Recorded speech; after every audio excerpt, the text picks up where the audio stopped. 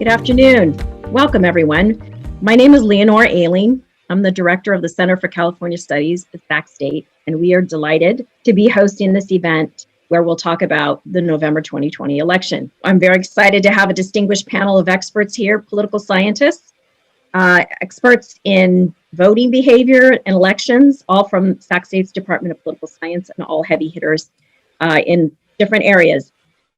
If you are in need of ASL interpretation, if you can wave if you are an interpreter, the two boxes that are labeled Michelle Vincent, what you can do is hover your cursor over their name, and in the top right corner under the three dots, click pin, move their video to the side, and their images will remain during the course of the event. As I mentioned, we are co-hosting this event. The other co-host is the Project for an Informed Electorate at Sac State. If you might be familiar with them from their wonderful initiative explainer that they do every election, which is wonderful because it explains all of the state initiatives in plain English. So check out their website. The Project for an Informed Electorate is directed by Professor Kim Nalder, who's a professor at Sac State's Department of Political Science, and she's going to be kicking us off. Thank you so much. So it's a pleasure to be doing this with the Center for California Studies. We, generally like to do some kind of an election recap, and this year was such an unusual year that we thought we would do it a little bit later because we didn't know exactly what was going on in the first few days after the election. So I'm Kim Nalder. I'm a professor of political science at Sac State. So if you're an old timer, that we used to be called government. So we're the department formerly known as government, but now political science. And I run the Project for an Informed Electorate. There will be a recording of this program available on our website afterwards if you have friends or family. And I will put in the chat, I'll put the link to that so that you can link up to it. And we'll also send an email with that link to you. If you have questions during this event, if you would please go to the question and answer box at the bottom, hit Q&A. So please do that as each person is talking. So we have 4 panelists. I'll introduce each as they start, and then we'll have the Q&A at the end. So if you have questions, go ahead and, when somebody's talking, go ahead and type those in and we'll get to those at the end of the session. So with that, I'd like to introduce our first panelist. So our first panelist is Dr. Danielle Josten Martin. She's an associate professor of political science at Sacramento State. Her research uses voter surveys and experiments to explore voting behavior and the role of gender in campaigns and elections in the United States. And she teaches courses on research design, statistics, and quantitative reasoning in political science. So Danielle, if you'll take it away. Thank you, Dr. Nalder. Thank you to the Project for an Informed Electorate and the Center for California Studies for hosting this panel today. Today, I'll be discussing polls. And first, I should probably acknowledge that a couple weeks before the election, I was on a similar panel with a couple of the same people here, telling all of you that you could trust the polls much more this year than in 2016. Well, like many, I was caught a bit flat-footed by how inaccurate the polls appeared to be on election night. And that's really incentivized me to read lots of analysis by pollsters and experts smarter than me to figure out what really happened and what's going on. So 2 important points before I get into that whole kind of what happened with the polls question. So first, we can't completely judge or evaluate the polls quite yet. It's tough to reverse whatever our impressions were on election night or even election week. And I think for many people, once Florida was called for Trump, which was contrary to what many pollsters were predicting, there was a snap judgment on polling that they got it all wrong. But that likely is too hasty. I don't mean to say that there are not issues with polling, and I will get to those in a moment, but one of pollsters' largest hurdles going forward might be gaining back the public's trust because it's really tough to reevaluate or change our first impressions of election night, or in this case, election week. And those first impressions on election night might not be the most accurate. And that takes me to my second point. Before we try to figure out what went wrong, we first need to evaluate how wrong the polls really were. So how wrong were the polls? If you just judge them based on how accurately they predicted the winner, then the polls did pretty well. They accurately predicted that Biden would win both the Electoral College vote and the popular vote, and he did. And most polls accurately predicted the Electoral College vote winner in 48 out of 50 states. It looks like Florida and North Carolina and Maine's 2nd congressional district were the only places that most polls didn't predict that Biden would win, but he didn't. And I don't mean to diminish those inaccurate predictions, but the polls were really close in those areas. So perhaps it shouldn't have been surprising that they ended up not predicting the winner there. But a much more rigorous evaluation of the polls, as we should do, would be to evaluate how close the polls were in the vote percentages. And on this criteria, the polls were not as accurate as we would hope. It looks like the polls underestimated Trump's vote percentages by 3 to 4%, both in the national popular vote and especially in key swing states.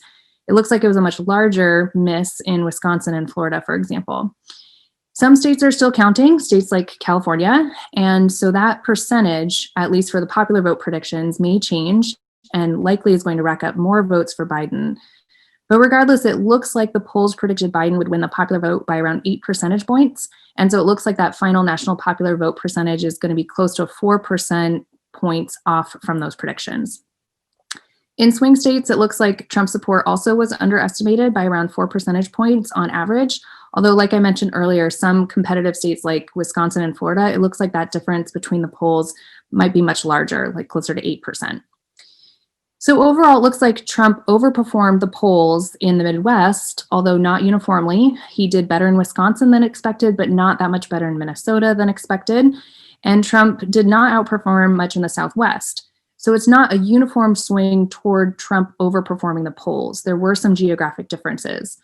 But then even within those geographic differences, there are some exceptions, like Biden won Georgia but lost Florida. So we can't even rely on some of those geographic differences like we used to. It just briefly mentioning congressional races, it's not surprising there was even larger polling errors in those down ballot races. That's pretty typical. But let's put this all into context. So a 3 to 4% difference in the popular vote and the poll predictions is fairly typical compared to previous presidential election polls. On average, a 3-point miss is typical. So a 4-point miss, like it looks like we're going to see this year, is really not that far off. Other years with an average of a 4-point miss are 1996 and 2012. In 2000, there was a 5-point miss, and in 1980, there was actually an 8-point miss. So we've seen worse years. But nevertheless, we'd obviously like to see the polls getting better over time. So what happened? I want to talk first about sampling. It's really challenging to get a representative sample of voters. It's tough to get someone on the phone and for them to agree to take a survey and answer survey questions. And that's honestly regardless of whether it's on the phone or online or in person. And that's a serious problem for pollsters. In the past, any differences between those who agree to take polls and those who do not agree to take polls could be accounted for by weighting. That's statistically accounting for education, gender, age, race, etc. But now we're seeing arguments that perhaps those who take polls and those who do not take polls are systematically different. And so weighting could not account for those kinds of differences. So people are arguing that those who don't take polls have lower levels of trust in other people or lower social trust generally. And since around 2016, those people with lower social trust are voting Republican. So if those with lower levels of social trust are less likely to take polls and they're mostly voting in one direction, in this case, Republican, then we have a potential partisan bias in the polls. And that partisan difference probably shouldn't be surprising given that Trump has been critical of the media, and they're the ones who do a lot of the public polling, critical of science, and critical of institutions generally. And I think this is related, but a different version of this shy Trump voter theory that many people talk about. The theory of a shy Trump voter is that Trump supporters are not honest in reporting who they will vote for, and I don't think that's the case. I think that people generally are honest about which candidate they support. And research comparing phone to online polls and research comparing those expressing support for Trump in liberal versus conservative areas seems to debunk that shy Trump voter theory. However, I do think it is more likely that Trump supporters do not respond to polls. So it isn't that survey respondents are lying to pollsters about who they're going to vote for or shy about who they're going to vote for. It's that those who support Trump are less likely to respond to polls at all. So people with lower levels of social trust and who don't trust institutions, and they're not the ones answering phone surveys, which again, shouldn't be surprising. But what's challenging now is that while those differences between those with high versus low social trust used to be corrected by weighting or negligible, those now are not fixable with weighting, potentially. And part of that reason is that those with lower social trust cut across so many different demographic groups, and those with lower trust are more likely to be Republican. So those who do respond to surveys are just not a representative sample of the entire voting population. Now, some of these issues might be specific to 2020, which will make correcting for those errors challenging because you'll have to try and sort out which of these items were 2020 specific and then which were not. COVID may have amplified this differential in higher response rates, this whole issue by social trust and party affiliation, because it kept many people home and some even home and bored. And so they may have been more likely to respond when pollsters called. But those in essential work and those not at home as often or any more often pre or post COVID, they weren't any more likely to answer the phone and respond to a poll. And those essential workers who can't work from home are disproportionately less educated and minority groups. So they were less likely represented in the polls this year. And this is all the while those with low social trust are still not going to respond to a poll, even if they're home more. So the increased response rate that pollsters saw this year likely was just more liberal college-educated Democrats. One bit of evidence supporting this theory is that pre-pandemic polls from February and March of 2020 show that Biden is narrowly leading Trump. So obviously there were a lot of other factors going into that, like Biden didn't officially secure the Democratic Party's nomination, but those polls showed Biden winning voters nationwide by a much smaller percentage point than what the polls closer to the election predicted. And it showed him only very narrowly winning that so-called blue wall states such as Wisconsin. And so those actually seem to be closer to the actual results we're seeing now. Another bit of evidence supporting this theory is the idea that Biden had higher levels of support in COVID-19 hotspots. So pre-election polls seem to show that Biden was doing much better in these coronavirus hotspots. And a lot of people said that, well, that must be because Trump's response to the pandemic was hurting his chances at re-election. But it turns out that the increased support for Biden in the polls in those hotspot areas may have just been a shift in who was responding to those polls. And as of now, there's no evidence that Trump did any worse in COVID hotspots, like Wisconsin, for example. So the issue of who started responding to polls during the pandemic do seem to be ringing true. So then why won't weighting fix the problem? Well, pollsters just can't weight on everything. The more variables you weight by, the lower your effective sample size is, and the less you can actually say about a population with a certain level of confidence. Pollsters did make improvements compared to 2016. So weighting by education, they did do that more, and there were many more state polls, but it's likely that those improvements may have been canceled out by new challenges in 2020. The other factor to consider is predicting turnout. So election polls have this extra hurdle of predicting not only who people prefer to vote for, but also who's going to turn out to vote. So both which people will vote and who they will vote for. And predicting turnout was especially challenging this year. We had a record number of people vote by mail and vote early. So figuring out likely voters, not only in the midst of a pandemic, but also with mail voting being more readily available in many, but not all states, was particularly challenging. And party campaigns and get out the vote efforts were different this year too. Again, making predicting who would turn out to vote much more challenging. So while the Republican Party continued with their typical campaign and get out the vote and mobilization efforts like rallies and door knocking, Democrats didn't. The Democratic Party had essentially no traditional ground game, and Democrats figured that going door to door was too risky, so they did other things. They did Zoom fundraisers, they did get out the vote campaigns via text and phone, etc. So it's possible that these differentials in how the parties mobilize voters had an impact.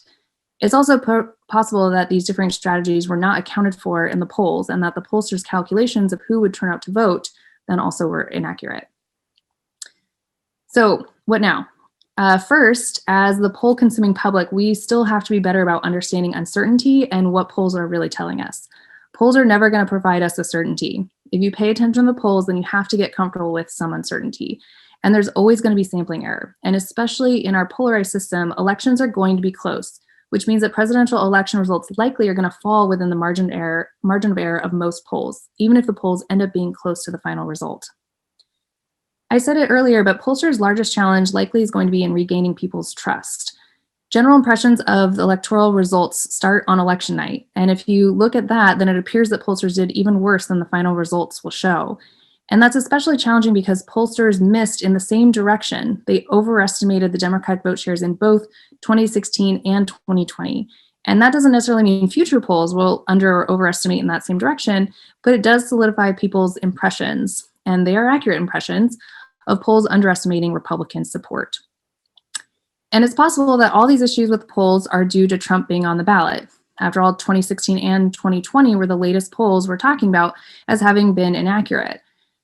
But it probably isn't just about Trump himself. The larger phenomenon of those with less social trust being less likely to take polls and being more likely to vote Republican is likely going to be a systematic issue that pollsters are going to need to deal with even once Trump is not on the ballot. So the even bigger issue here is a very low response rates, and generally it's going to likely continue to be the biggest issue. The average polling response rate is only about 6% in recent years, which is down from about 50% response rate in the 1980s to the larger national polls. So pollsters will be evaluating 2020 and working on new research methods to adjust and do better. So for example, we may see polling via text messaging or much shorter polls. So for example, a pollster in Iowa whose polls were much more accurate in 2016 and 2020 than the national polls has argued that her shorter polls that are just under 8 minutes for polls just before the election are much more accurate because there are differences not only in who's taking a poll or not, but also differences between people willing to talk for a short amount of time versus a long amount of time.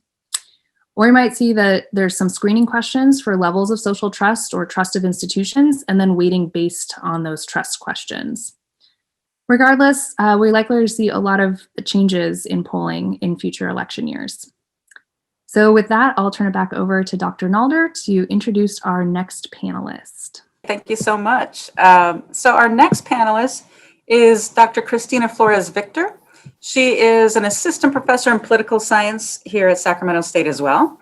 And she currently researches and teaches in the fields of California politics, Latinx politics, and immigration. And recent projects have included the examination of discrimination in the Latinx population in the US and experiences of English language learners in higher education. So welcome to Christina. Thank you, and thank you for having me here this afternoon. I want to kind of begin with some observations about the Latinx vote in 2020. So I have a few general notes and observations, and then I want to talk a little bit more detail about 3 specific states that I think offer interesting lessons for us when we're thinking about the Latinx vote in presidential election. So I want to start with that this election shows us again that the Latinx vote is not a monolithic vote. There is great diversity within the Latinx community, both within individual states like Florida and across the US. So I think that this is something that Latinx political consultants and Latinx politics scholars have been trying to say for years and to get people to understand is that this is not a monolithic vote, that there is variation within the community. And the second kind of general observation is that about 1/4 to 1/3 of Latinx voters vote Republican in presidential elections. So this isn't really like a new, I know sometimes it's framed in the media as like this new thing that happened this year, but that's not true. And that's something that we've seen since Nixon's election. And third, voter registration and voter turnout did increase in the Latinx community. So this is something that is new and I guess exciting. And there were definitely states where the Latinx vote did contribute to victories. In Arizona, in Nevada. In Nevada, there's a very strong relationship between the Latinx community and the Culinary Union, which has members in hotel and service industry. In Pennsylvania, in Georgia, the Latinx vote doubled, and in Michigan. And I just want to recall, we did do a previous panel on this, that issues that were at the top of Latinx voters' minds prior to the election were the economy, the reaction to COVID, the federal government's kind of reaction to COVID, access to healthcare, and immigration. And these items were part of Biden's messaging in the general campaign. And fourth, we did see prior to the election in polling that there was this gender gap among Latinx in preferences for Biden versus Trump. So we saw on average, Latinas showed greater support for Biden, and Latinos had higher support for Trump, although both Latinas and Latinos had support for Biden. But in some states, there were a larger gap, like in North Carolina and Texas, 75% of Latinas supported Biden, where it was only 59% of Latinos. So those are just some kind of general observations about just prior to the election, and then some things about the presidential election. But let's talk in a little bit more detail about a couple of states that were kind of important and offer, I think, good lessons for us. So Arizona is the first state I want to talk about. And this year, Arizona flipped blue and voted for Biden in the presidential election. And this is at least in part due to Latinx mobilization and turnout. I just want to note here and also say that the indigenous people and Native American groups also significantly contributed to this flipping Arizona blue. And one thing I want to note about Arizona and why I think it's a good example is that the mobilization, the Latinx mobilization in Arizona has been ongoing for quite some time. At the very least, since Arizona passed SB 1070 in 2010, the so-called Show Me Your Papers law, which sanctioned racial profiling by law enforcement. So Latinx mobilization and kind of driving turnout in this state, this on-the-ground organization has been happening here for a long time. So it's not just something that happened in this election cycle. We might be seeing the results of it in this election cycle, this particular election, but this is something that's been happening for a long time. And I want you just to kind of think about that, because at the end, I'm going to have a little bit of commentary about what this means for the future. So Arizona has this kind of long-term effort to help mobilize the Latinx vote. Now, Texas is the second state I want to talk about. Texas stays red. Biden still wins the Latinx vote overall in Texas. But some of the storyline here is that there are a few counties where Trump wins the Latinx vote. And another storyline is that although Biden wins, he doesn't have as large of margins as Clinton had when she carried those same counties in 2016. So for an example, we can talk about Hidalgo County. So Biden does win this county for Latinx voters by 18 points, but Clinton had previously won the same county by 40 points. So some people see this as a failure of being able to reach out to Latinx voters in these counties. Now, South Texas border counties did kind of break for Trump. So in some counties, he actually won the Latinx vote. In other counties, he just got higher numbers than he was expected. And there are some possible explanations for why this might be. And one possible explanation is that there are very high numbers of Latinx who work for immigration and law enforcement in these counties. And if this is something you're interested in, there's really excellent work being done by Professor Cortez, who's at the University of Notre Dame, is doing work on this issue.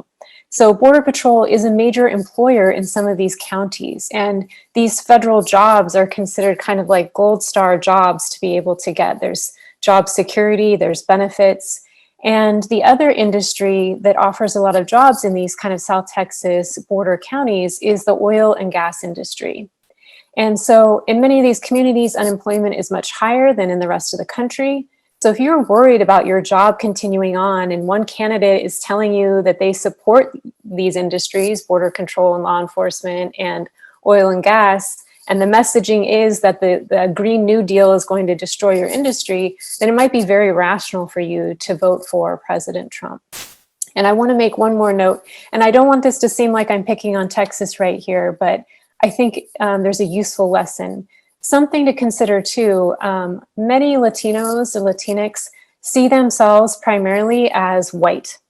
So they may not even be thinking of themselves as Latinx, right? This kind of pan-ethnic identifier might not even apply to them. They might think of themselves as Tejanos, they might think of themselves as American, but they may not think of themselves as Latinx. And if you read stories and interviews from people who live in these border towns, you'll hear this kind of narrative that they're American, right? And they might even see themselves as white Americans, and they don't really see any kind of commonalities with people who are immigrants or undocumented. And so there might not be that kind of common tie. So it may not be unusual at all that they are breaking for a different candidate. The last state I want to talk about, of course, because we can't not talk about Florida. So Florida has a very diverse Latinx population, and I know that the storyline is often about Cubans who live in Florida, Cuban Americans, but Puerto Ricans are almost equal in number now to Cubans who live in the state. And Florida also has a lot of people whose country of origin is Central America. So Venezuela, Colombia, Nicaragua, Peru. So they have a great diversity of Latinx population.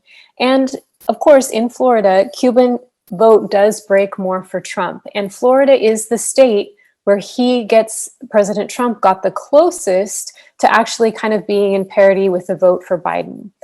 Compared to somewhere like Pennsylvania or Wisconsin, where the gap is very large, maybe 75% in favor of Biden and 25% in favor of President Trump.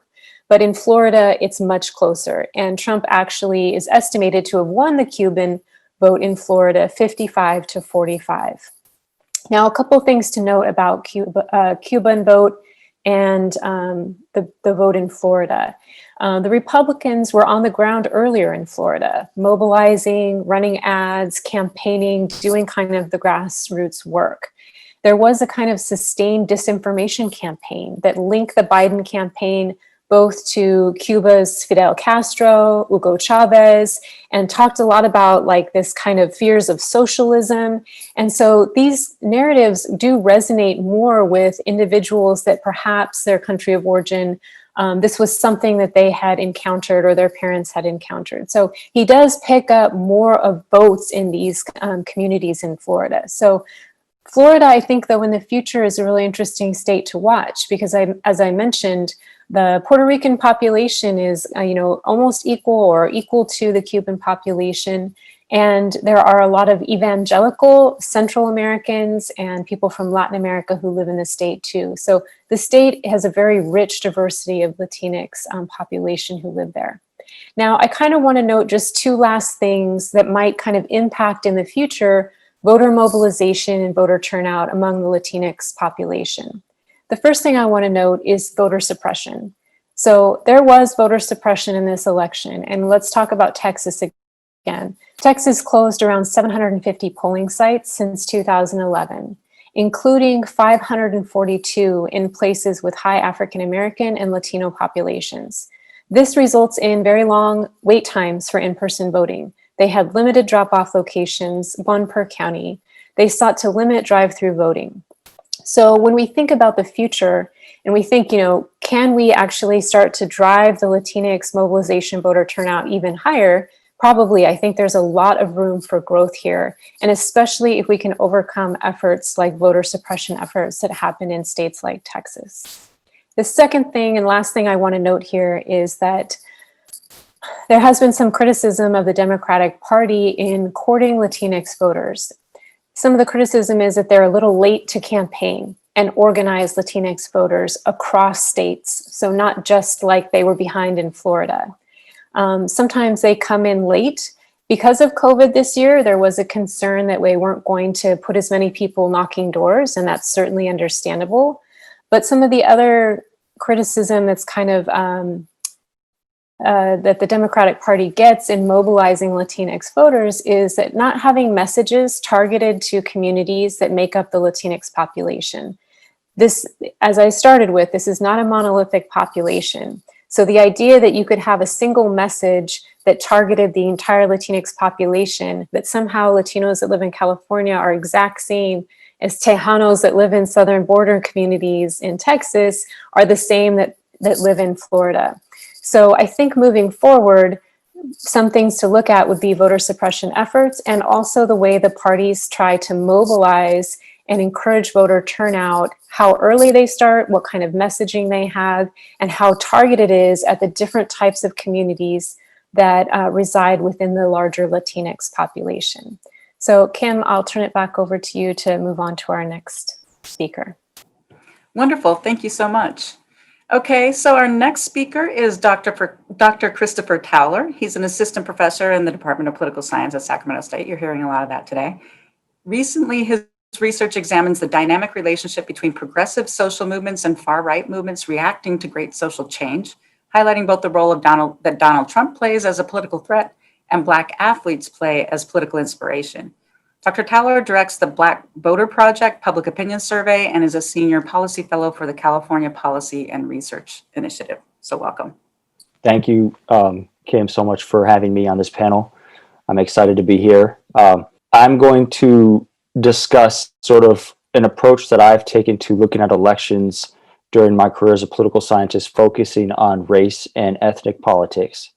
And really, since 2008, when I started to view elections from a political scientist sort of framework, focusing in on African American politics and the Black vote.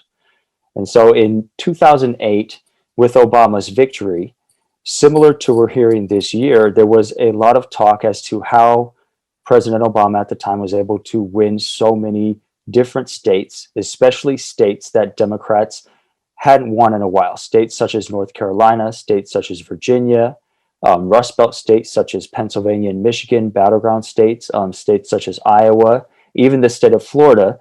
In 2008, we're in Obama's corner, and many were asking why. How did this happen?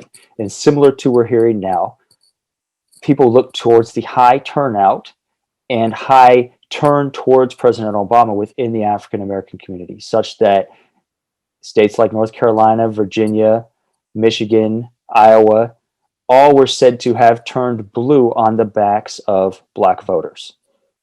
And so as 2016 approached, many of us who studied politics from this approach were worried that African American turnout would fall and fall significantly enough to affect electoral turnout. And many of us believe that's exactly what happened in 2016, and why Trump was able to carry many of the battleground states that President Obama had won just a few years earlier. So as we looked then towards this past election, I sort of viewed the election in one of two ways, right? One, either Biden was going to be able to rebuild the Obama coalition on the backs of sort of the steadfast Democrats, really Black and brown people across the country who vote Democrat to a larger degree than other populations, and carry the election easily, or it was going to be a close election, and these battleground states were going to be toss-ups, and there were going to be far more toss-ups than we had seen during the Obama-era coalition. And we were really going to need to look at Black and brown voters, voters who were not likely to vote for President Trump, and look at the turnout of these voters to understand the final election results. And really, we're looking towards the latter of those two explanations now when trying to understand where we are in these election results. And so it makes sense that this Obama coalition was not successfully built by Biden when we look at how many of the polarizing issues throughout Trump's 4 years were also racially polarized and polarized people along racial lines. Issues such as police violence, issues such as immigration, and even issues such as the COVID-19 pandemic response and working towards shutting the country down, trying to limit the effect of the virus, when we know that the virus disproportionately affects Black and brown communities across the country when it comes to infection rates and death rates. And so the fact that these populations turned out to be the backbone again with which the Democratic Party relied upon, and Biden needed to rely upon these populations far more than Obama did, really helps us understand how certain states such as Virginia, states such as Michigan, Wisconsin, Pennsylvania, and now we're even talking about Georgia, flipped back to the Democratic Party, really on the backs of Black and brown voters, and specifically Black and brown women. And so, for example, when we look at statewide results in Pennsylvania, we see that Black voters voted for Biden to a tone of 93%, where white voters voted for Biden to a tone of 43% across the state of Pennsylvania. And so when trying to understand differences in voting and vote turnout and who pushed the tipping scales from 2016 to 2020, the first place that we want to look is at who voted at the highest rates for these candidates. When we look at Georgia, we see the same thing. Black voters in Georgia voted for Biden to a tone of 90% of Black voters voted for Biden. in the state of Georgia, we see white voters voted for Biden to the tune of 30%. And so there are these dramatic differences in these states, these battleground states that Clinton was unable to win in 2016 to 2020, that can help us try and understand why these states changed and where they changed. This also plays into local politics and trying to understand what's going on with some of these vote challenges and things that take place at the city level. For example, in the city of Detroit, one of the blackest cities in the country, we see one of the highest vote shares going to Biden, with black voters voting for Biden to the tune of 94%. And this is similar in many cities across the country, but what we're finding from the limited data as it's being released is that these cities, the larger the black and brown population in these cities, the larger the vote share that Biden wins, right? And so for Detroit, Biden won 94% of the vote share. A city like Baltimore, Biden won 88% of the vote share. A city like Chicago, 82%. San Francisco, Biden won 86%. In New York, Biden won 73% of the vote share. And so we're seeing that these cities, these sort of blue eras, these blue zones within what might be largely battleground states, have pushed the scales towards Biden largely on the backs of black and brown voters. What does this mean moving forward? Well, if we start to think about the Democratic Party and the way that the Democratic Party has started to talk about and discuss the election and politics moving forward, there's really, again, two paths that the Democrats are falling into, right? The first path is to look at the over 70 million voters that did vote for President Trump and try and understand how they can pull as many of those voters back and continue to kind of pull away from the Trump coalition. The sort of converse to that is to continue to build and mobilize a multiracial coalition that's focused on turning out and registering urban and suburban voters, many of whom, or the majority of whom, might be black and brown voters, right? And so this is not to say that these two routes are mutually exclusive, but when you're in an era of limited time and limited resources between elections, and we now see that the Georgia runoff elections in Senate are quickly upon us, and Democrats are having to try and figure out how to mobilize and how to try and win those seats that are usually Republican held, to try and turn those seats blue. You have to figure out which way you're going to sort of push your resources and push your time and energy, right? If we look at the recent ballot challenges and the pushes for recounts by the Trump campaign, it seems clear that, at least on the GOP side, they believe that Democrats mobilizing black and brown people in suburbs and cities is dangerous to the Republican Party. The recent recount snafu in Wayne County, Michigan, which holds Detroit, was held up, right? The certification of votes was held up by politicians there, Republican politicians, who were unwilling to move forward unless a recount was conducted specifically in the Detroit area, right? This black city that voted predominantly for Biden. And so clearly there are mechanisms and frameworks in place that are identifying these are the areas that are most dangerous to the Republican Party moving forward. That should definitely be a sign for the Democratic Party. Plus, Trump actually increased his margins among rural and non-college educated voters, making it more difficult to see appeals to sort of this quote unquote working class white voter actually peeling off a significant number of voters moving forward. We do have 4 years until the next presidential election, but in the meantime, we're going to have to see how the Republican Party rebuilds and whether it coalesces around a new candidate or whether a Trump or a Trump-esque type of candidate holds on to the main party. But either way, it's going to be difficult to see a strategy pushing to peel off white voters, pushing to peel off working class voters that Trump won in 2020 in a significant way without actually alienating or working against the mobilization of the black and brown voters that pushed Biden to victory in this election. And so really, as demographics continue to change, to me, it seems like the multiracial coalition strategy is best, really focusing on mobilizing and turning out the urban and suburban centers across the country. In order to do that, though, as my colleagues astutely pointed out so far, there needs to be an emphasis on voting rights and on making sure that it is as easy and as accessible as possible for every citizen in this country to vote. The challenges that we see right now are very clear attempts to suppress votes, and specifically suppress votes of the Black and brown voters that push this election over the top for Biden. And so if there is going to be any type of multi-ethnic, multiracial coalition focused on these urban centers, these suburban areas across the country, voting rights has to be a top priority.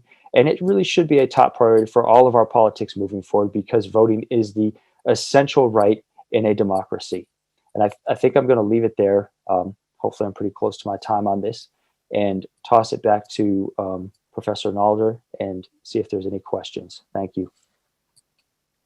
Thank you, Chris. So just a reminder to everyone who's watching, if you have questions, if you go to the bottom of your screen, there's a Q&A. And if you would type in your questions there, we'll get to them right after I speak, and they could be for any of the panelists, of course. So the thing I wanted to talk about that, was kind of a takeaway from watching what happened with the 2020 elections is this concern about democratic erosion. And by democratic, I mean the form of government, not the political party. And tied with that, kind of a crisis of legitimacy for our institutions and many of our mechanisms of government. So I want to talk about Counter-Majoritarian Rule, the idea of the president not conceding the election, and then the disinformation that is rampant, still to this day, of course, and likely going forward. So the first thing I wanted to discuss is this Counter-Majoritarian Rule. So our system of governance, was set up, of course, 230 years ago. And in those days, the states were not as disproportionate as they are today in terms of population. And what we're seeing in recent years is worsening over time, in that we have some population states that are very small and some that are very large. And so we don't have equal representation for every citizen. And that's, of course, vital in a democracy, right? One person, one vote. But each vote should be of equal value in a democracy, and that's not the case. And we have to wonder to what extent people will continue to put up with this. So let me give you some examples. One, of course, is the Electoral College. If you look at the Electoral College and look at presidential elections, Democrats have actually won 7 of the last 8 presidential elections in terms of popular vote. And in most other countries and in most other systems, that would have meant that we would have had, a very dominant political party on the national scene getting its policy pushed forward, right? But this year, we didn't even think of the possibility, really, in most people, that Trump was going to win the popular vote. It was just a matter of what was going to happen in the Electoral College. In the Electoral College, in the last 8 elections, Democrats have won 5 of the 8, right? There have been several outstanding elections, including, of course, 2016, in which the popular vote and the Electoral College vote were different.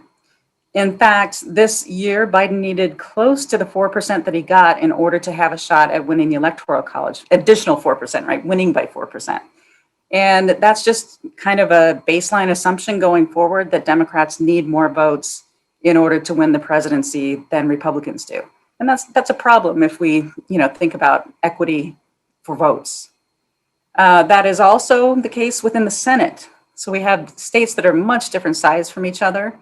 The population of California versus Wyoming, we have 73 times more people than Wyoming does, and yet we have 2 senators and they have 2 senators. Another way to look at it is the population of California is about equal to the population of the smallest 22 states. And they, of course, altogether get 44 senators, and we get 2. And so that's an enormous disparity in terms of representation in one of the houses in our legislature. Furthermore, if we look at the court, another branch of government, 3 of the current justices were appointed by a president who lost the popular vote, and 2 more were appointed by George W. Bush, who initially got into office by losing the popular vote, though he did get reelected, and those people were appointed after his reelection, and he did win the popular vote then. And then another way where we see this counter-majoritarian rule is with gerrymandering. And we have state legislatures in most states drawing the lines after the census for election at the federal level and also at the state level. And we know that there are problems with the census this year. There's probably an undercount. There's an issue going before the Supreme Court about counting non-citizens, which has traditionally been the case. It's counting everyone in the country. But that gerrymandering is likely to continue. The gerrymandering 10 years ago advantaged Republicans in many states. And so if we look at the vote for the House of Representatives, which is more closely representative, it's still the case that Democrats have gotten more votes over most of the previous elections for Congress, for House of Representatives, and yet not had dominance in that House every time, right? It goes back and forth. So if you combine all those things, we've got this situation where you might see some people kind of questioning the legitimacy of our systems. So the Electoral College or the way the Senate runs and so forth. And you have to wonder how long people will put up with not having essentially an equal vote or equal representation in the federal government. Then, of course, another thing is the refusal of the president to concede the election. And, giving a speech or, calling Biden and, making nice with him, that's not the point. It's this idea that he will not accept the legitimacy of a, fair election. And, he's sort of pre-engineered with the help of members of the party, pre-engineered this appearance of malfeasance because we ended up with a system where he discouraged mail-in votes amongst his followers, and so that more of them voted in the precincts. And then in many states, we counted the precinct votes first and then the ones that came in through the mail. And so that meant that it looked like, they're calling this the red mirage, it looked like on election night that we had, more Republican votes than, proportionally than we ended up with eventually when we had all the votes. And so you see people saying things like, well, suddenly these votes are appearing, out of nowhere a week later. It's called counting the vote, but it appears potentially, if someone's telling you it appears as if there's something going on. And when that is being encouraged, instead of being sort of a fringe conspiracy theory, it's being, propagated by the president of the United States. It's really problematic. And it turns out that it has impacted the way people view the legitimacy of our elections, which is, the most important thing a democracy really has. So there was a poll that's just out that concluded yesterday from Reuters, where 52% of Republicans said Trump rightfully won, and only 29% of Republicans said that Biden did. 68% of Republicans were concerned that the election was rigged versus only 16% of Democrats. So we have this, kind of enormous group of, Republican voters who are doubting the legitimacy of our presidential elections. And that's really concerning going forward, even if we have closer elections, next time around, or even the midterm elections, there's now planted in people's mind this idea that there's, some conspiracy or that there's malfeasance going on. There's also a Politico report poll from just a few days ago that said only 70% of Republicans didn't believe the election was free and fair. So the same thing. Now, I should note that those numbers are probably not actually the percent who truly believe that there was something, afoot, but they're expressing that to pollsters because they're expressing support for their candidate. So sorting out how many actually believe that versus how many are saying they believe that is one of the tricky things for pollsters. But all of this ends up kind of poisoning the well for democratic legitimacy, and I mean the form of government, not the party, and confidence in our election. And we're seeing it as well, of course, in the derision of mainstream news media. So mainstream reporters are doing their best to provide us with information that's correct and factual and accurate, and yet the president has been undermining their legitimacy for 5 years now, essentially. And so we're seeing people not trusting sources that are giving them good information. And it's taken to its, sort of absurd conclusion this last week or so, wherein he's now deriding Fox News.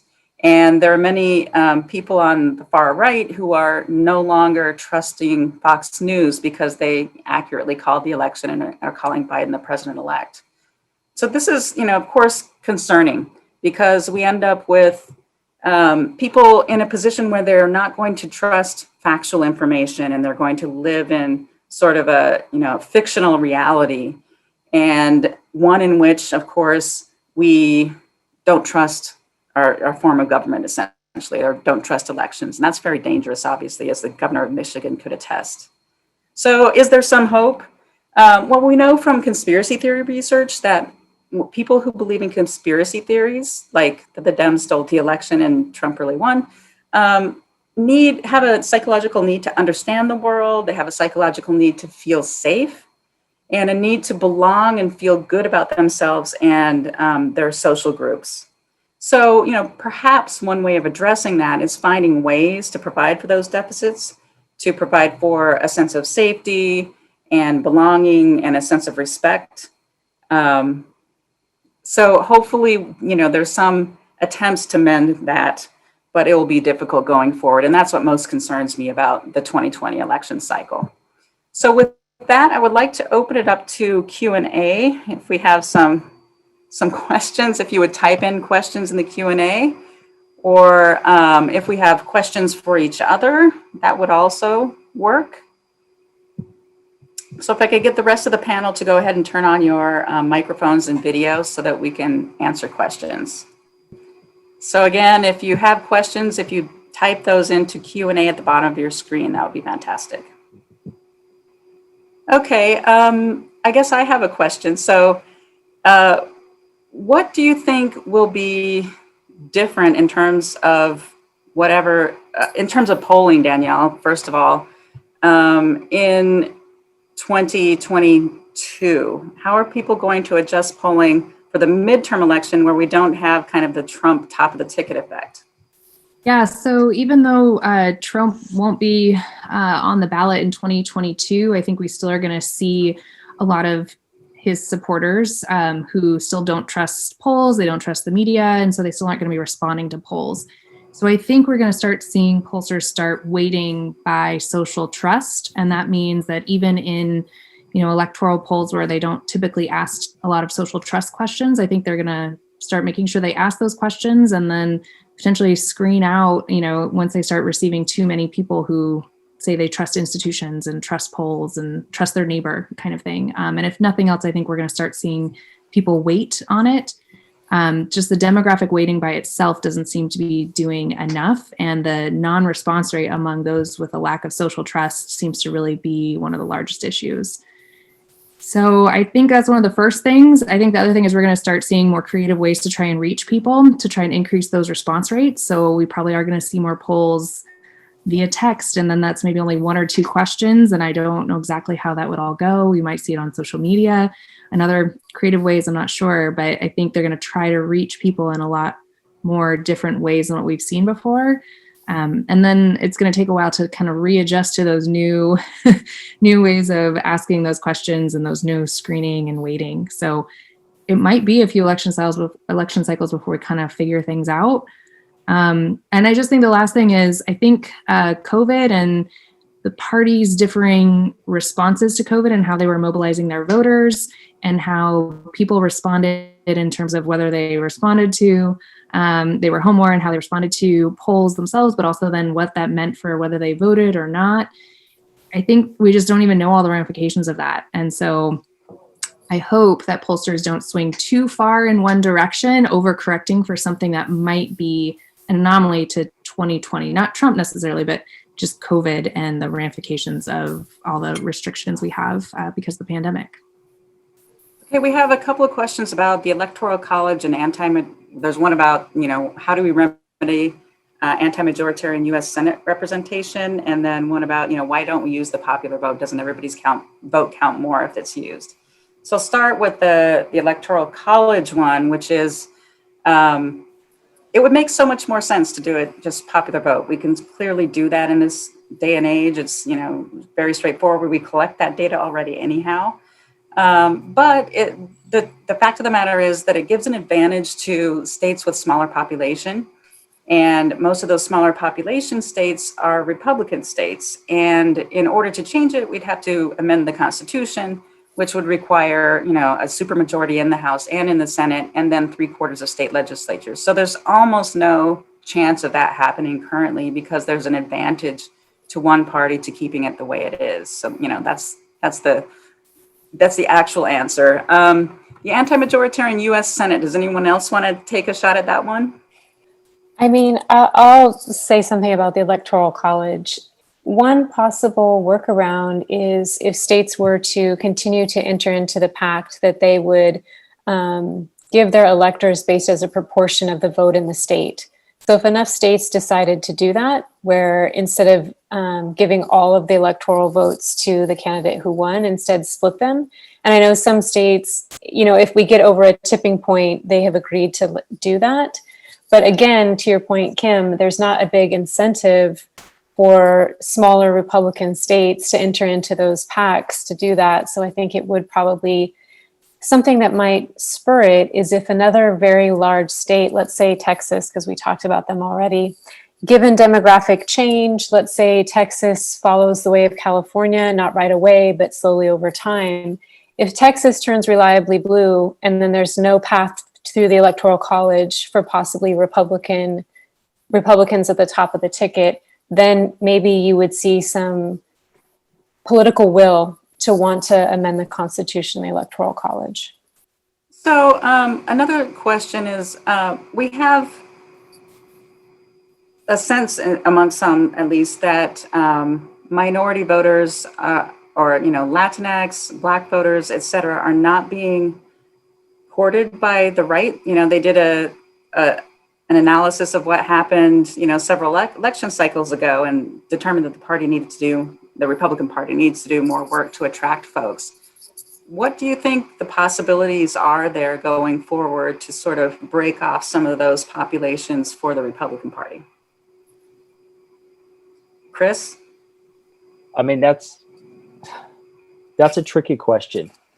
I think that the Republican Party is being split, as we saw in 2020, along some very divisive lines. And many of the lines that we see Republican voters splitting, especially for Trump on, are lines that are based on sort of what we might consider cultural issues, rather than solidly sort of principled conservative issues, which might be things more like free market economy or the maintenance of institutions.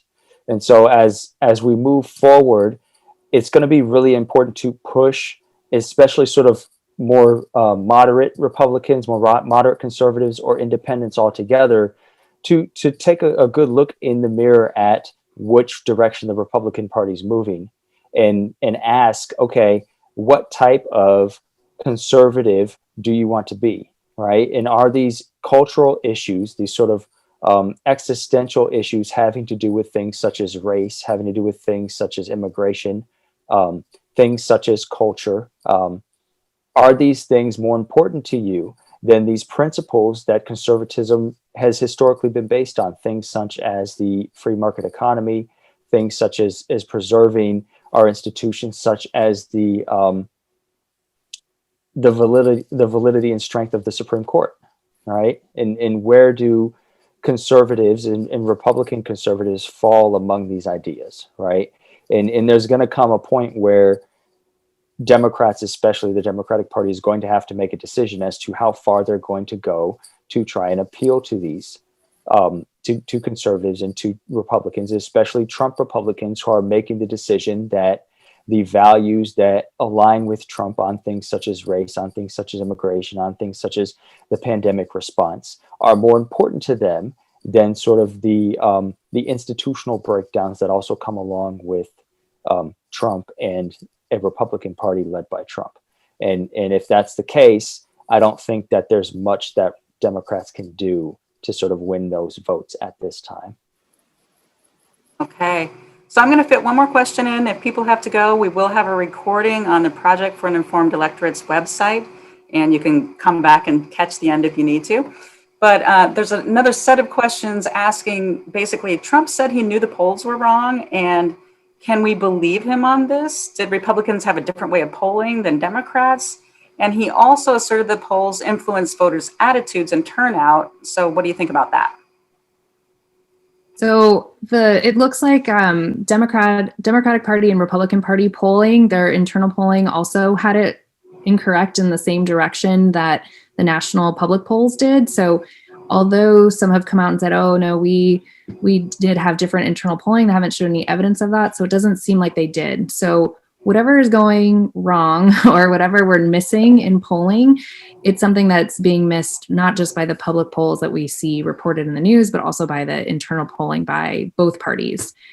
And as for Trump saying that he knew the polls were wrong, I generally don't believe him on that. I think he just was saying that because it was showing that he wouldn't win.